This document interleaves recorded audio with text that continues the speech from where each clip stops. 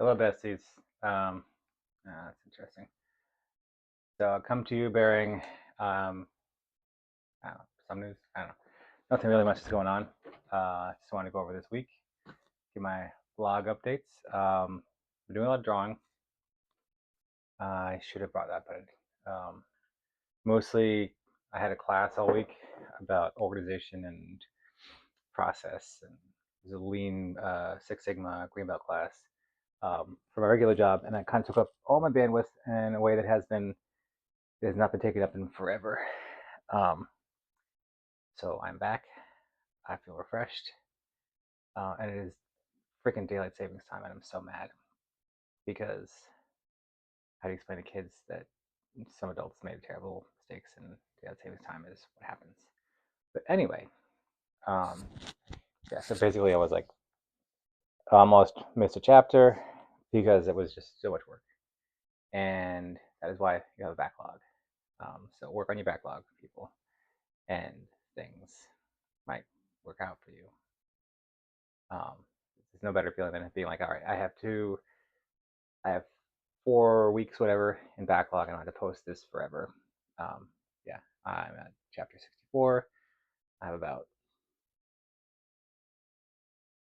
85 chapters left in this series. I want to do what I want to do, but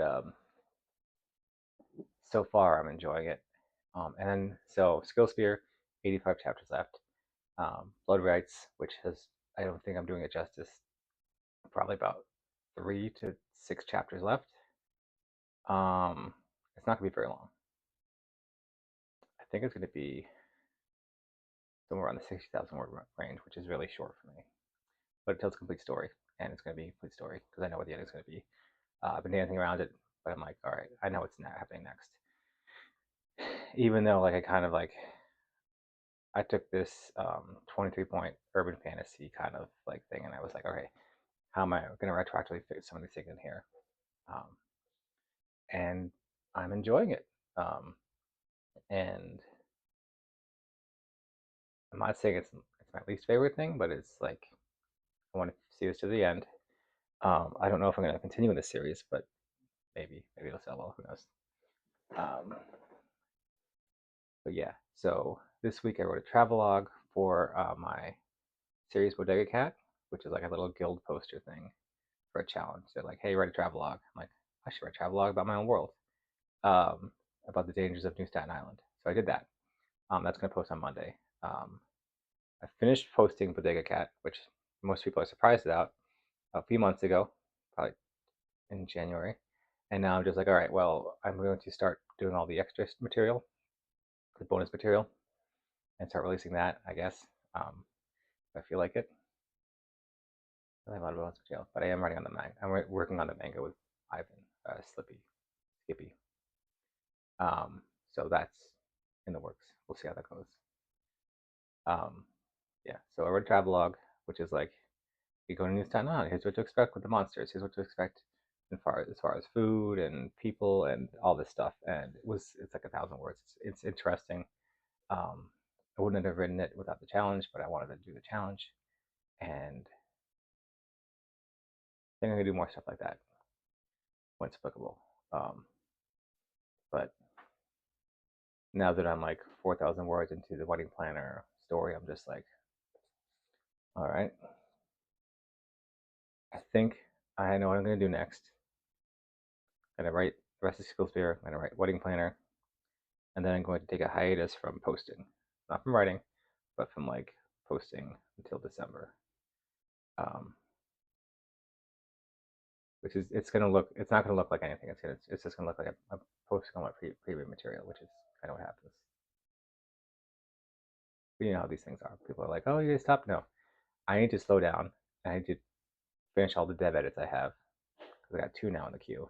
Um, Gamer Manager and Nathan, no, and Caravan of Blades Book 2. I need to finish those 2, get those down. I don't think I've had to say this week. So I finished this quest is no. The series is named This Trilogy is Bonkers. This Trilogy is Broken. It is by J.P. Valentine. It is a 4-book series. I don't know why I waited so long to finish the 4th book because it's great. There's a lot of great jokes in there. There's a lot of great character moments. It plays with a lot of these things that you think about in narrative. And JP Valentine, I like whatever you buy, right? I think he has like maybe 10 books out. I don't know. Whatever you put out, I'm going to buy. So please write more. Same thing with R.C. Joshua. Whatever you write, just put it out. I might wait until the audiobook comes out, but I'm going to buy it, right? And that's kind of what I want people to feel about me. Like whatever I put out, that they're just going to buy because it's good, or they're going to listen to my audiobook, right? When it comes out. And that's kind of my plan for this year. Is like I just need to get all this stuff done so that I can start posting them all and getting them out there. So I can just be like, all right, this project is done, right? Having Caravan of Blades done is like my dream. And I can move on to the next one, post those, the next one, post those, and then the one after that, right? Sequentially. And I think that going through dev edit notes is going to make me a better writer because I've only gone through dev edit notes like 3 or 4 times now, and I'm like every time I'm like, all right, I guess I shy away from adding conflict, but I need to add more conflict. Things can't just be nice, right? They have to like things have to change, right? Doing a full rewrite, things have to like change for the better. Things have to like there's a big thing that happens now in book 2 of Caravan of Blades that did not happen before. That's now going to happen. That's going to change the tone of the story because it's in like chapter 3.5, right? So I'm enjoying that. But yeah, so what I really want to do is I went on Pop-Pop's show on Wednesday at like 9, where we talked for like an hour and a half. I thought I'd talk to you guys about something called the domain of time. I don't really have a word for this, but um, when I said that I'll buy whatever JP Valentine has out, he has like 8 books out, right? That's like $100. If I buy every single one of his books, that's like $100 for me. I would gladly pay $100 for his entire back catalog, right? Because he's had the time to put them out, and now that I've found him as an author, I can go back and be like, oh, you also wrote this, snag. You also wrote this, snag, right? Like you find an author you like, and you're like, what else have they written? And then you go buy all their stuff, and it really isn't that expensive, right? Like this cup right here from Marquette, it was like $20. That's like 2 audiobooks, maybe 3, if you buy it with credits. Like, and my kids love Marquette, but they obviously don't care that she's here right now because she was a promotional thing for a movie. It was their first movie that they got to watch together, right? But I'm just like, if your entire catalog is $100 and the first one is good, I'm probably gonna buy the rest of the catalog. So think about that. It has had time. They have had time to release things, and now it's my time to go back and enjoy everything they have. So just because something's out doesn't mean it's going to be an immediate success. Sometimes things take time. You have to take time to find your audience, and your audience has to find you. Have a great day, besties.